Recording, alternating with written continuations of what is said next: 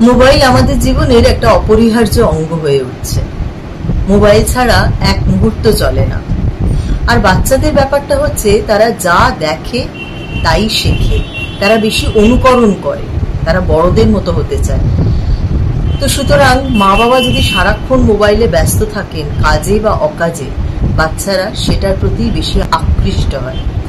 ফলস্বরূপ তারা সারাক্ষণ মোবাইলে কি চলছে সেটা জানার জন্য ব্যস্ত হয়ে ওঠে।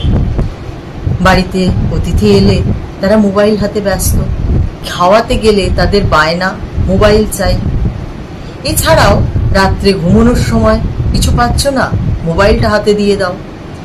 এই সব যে ব্যবহার, মোবাইলের অতিরিক্ত ব্যবহারের ফলে তাদের আচরণগত প্রচুর পরিবর্তন আসছে।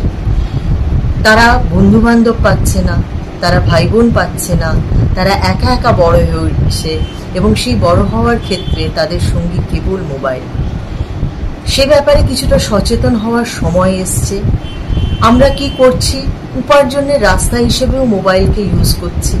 ডিফারেন্ট টাইপস অফ ব্লগ তৈরি হচ্ছে, যেগুলো দিয়ে কি হচ্ছে, বাচ্চারা সেই মোবাইলে বড় বড় লোকজনের সঙ্গে ইন্টারঅ্যাক্ট করছে, হাই হ্যালো, এবং তাদেরকে নানা রকম জিনিস উপহার দেওয়া হচ্ছে।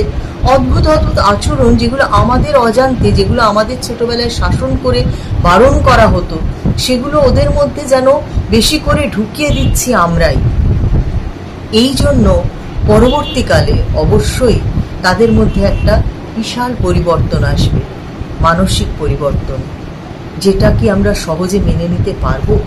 সেই জন্য সচেতনতার সময় এসছে। সচেতন প্রথমে আমাদেরই হতে হবে।